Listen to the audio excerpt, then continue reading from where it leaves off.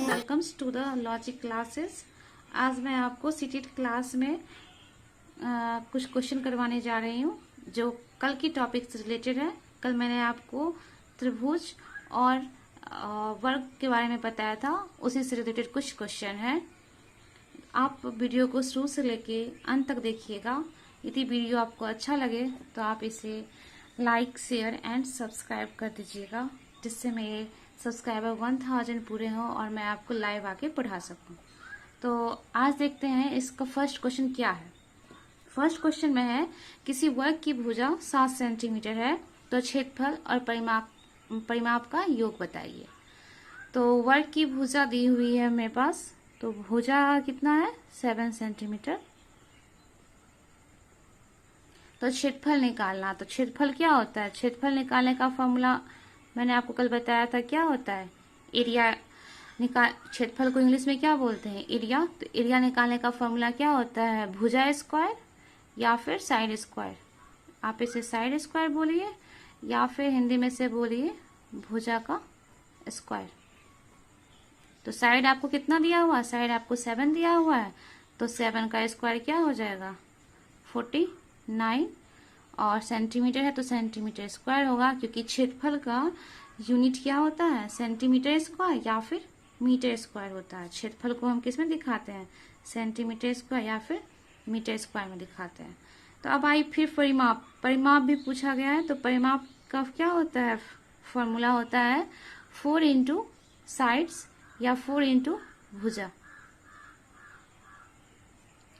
तो 4 भुजा कितना है आपका 7, तो 4 इंटू 7 सेंटीमीटर कितना होगा 28 सेंटीमीटर।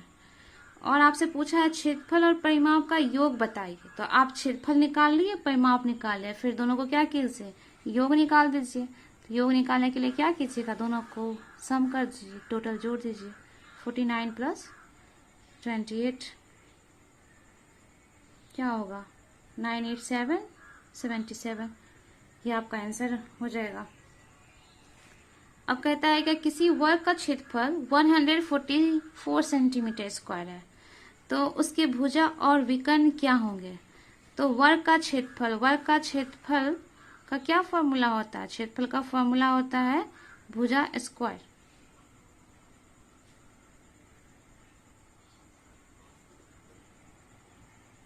भुजा स्क्वायर होता है।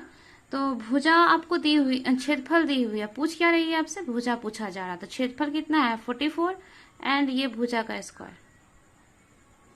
तो भुजा इधर स्क्वायर में है तो इधर क्या होगा, मतलब इधर स्क्वायर रूट में चला जाएगा। 144 इक्वल टू क्या भुजा, या फिर अगर आपको ये पता नहीं है स्क्वायर है तो इधर जगह तो क्या होगा रूट में होगा, तो आप ऐसे याद भी रख सकते हैं। जब क्षेत्रफल दिया हो और भुजा पूछा जाए तो भुजा इक्वल टू क्या होता है रूट अंडर क्षेत्रफल या फिर रूट अंडर, इसको आप इंग्लिश में क्या लिख सकते हैं एरिया साइड इक्वल टू। तो 144 किसका स्क्वायर रूट है, मतलब वर्गमूल है किसका है 12 का है। तो ये आपका क्या हो गया 12 सेंटीमीटर आपका भुजा हो गया। और उसके बाद पूछा जा रहा है विकर्ण। तो वर्ग का विकर्ण निकालने का क्या फॉर्मूला है। अगर आपको क्षेत्रफल दिया है तो पहले तो आप भुजा निकाल लिए, भुजा क्या होगी 12 सेंटीमीटर। और विकर्ण निकालने का फॉर्मूला है √2 इंटू साइड। विकर्ण को इंग्लिश में बोलते हैं डायगोनल। √2 इंटू साइड लिखिए या √2 इंटू भुजा लिखिए। साइड कितना आपको आ गया 12, तो ये 12 सेंटीमीटर, इसका आंसर क्या होगा 12√2 सेंटीमीटर। तो आपका भुजा भी निकल गया और विकर्ण भी। आप थर्ड क्वेश्चन देखते हैं। थर्ड क्वेश्चन में क्या है, थर्ड क्वेश्चन में है किसी वर्ग का विकर्ण 6 सेंटीमीटर है तो वर्ग का क्षेत्रफल निकाले। तो यदि आपको विकर्ण दिया रहे और क्षेत्रफल पूछे तो उसका फॉर्मूला होता है हाफ इंटू डायगोनल का स्क्वायर, या फिर आप लिख सकते हैं डायगोनल को तो पता ही है आप हम क्या कहते हैं हिंदी में विकर्ण कहते हैं, तो हाफ इंटू विकर्ण का स्क्वायर। तो हाफ विकर्ण कितना है 6 का स्क्वायर कितना होगा 36, 2 18 जा 16, ये आ गया आपको आंसर कितना, 18 सेंटीमीटर स्क्वायर। क्योंकि क्षेत्रफल का यूनिट क्या होता है, सेंटीमीटर स्क्वायर, तो आप सेंटीमीटर स्क्वायर लिखेंगे। तो आपको ये तीनों क्वेश्चन समझ में आ गया होगा। फोर्थ क्वेश्चन पे चलते हैं। आपको याद क्या रखना है, विकर्ण क्षेत्रफल निकालने का फॉर्मूला। चलिए, क्षेत्रफल निकालने का फॉर्मूला क्या होता है, हाफ इंटू डायगोनल स्क्वायर होता है। आपको भुजा दे दे, भुजा पूछे क्षेत्रफल देने के बाद, तो भुजा इक्वल टू क्या होता है, रूट अंडर क्षेत्रफल। अब हम लोग फोर्थ क्वेश्चन पे चलते हैं, जिसमें दिया हुआ है उस वर्ग की भुजा ज्ञात करें जिसका परिमाप क्या है, 48 सेंटीमीटर है। तो क्या निकालेंगे, परिमाप इक्वल टू कितना दिया हुआ है, 48 सेंटीमीटर। तो वर्ग का परिमाप क्या होता है, वर्ग का परिमाप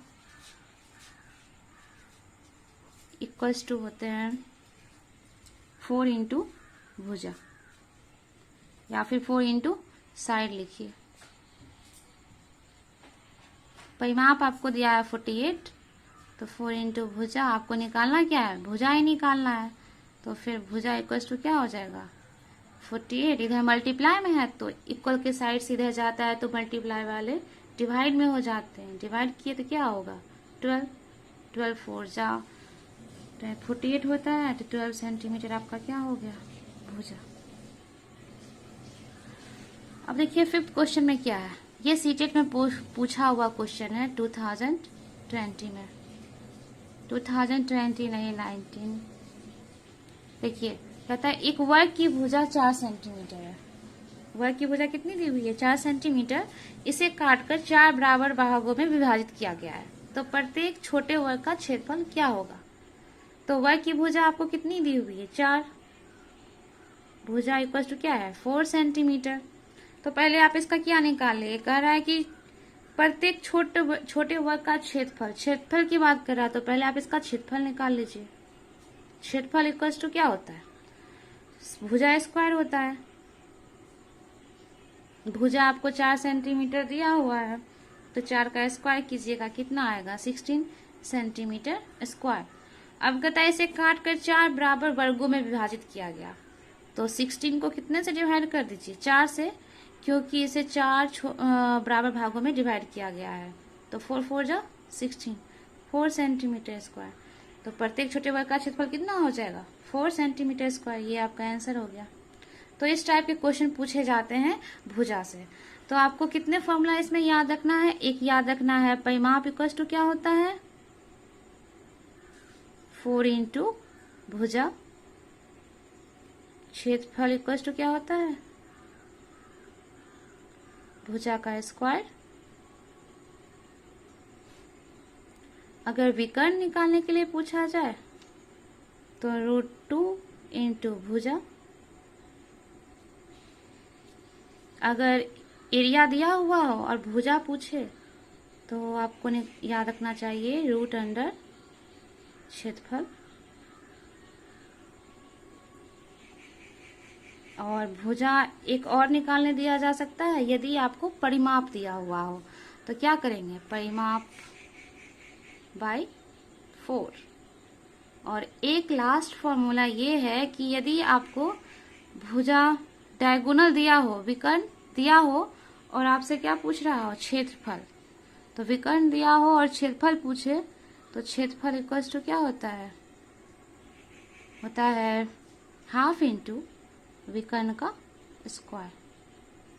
ये 6 फॉर्मूला आपको 3 3 6 फॉर्मूला आपको याद रखना है। अगर ये 6 फॉर्मूला आपको याद है तो आप स्क्वायर से या फिर वर्ग से रिलेटेड जितने भी क्वेश्चन है आप सभी को सॉल्व कर पाएंगे इजी वे में।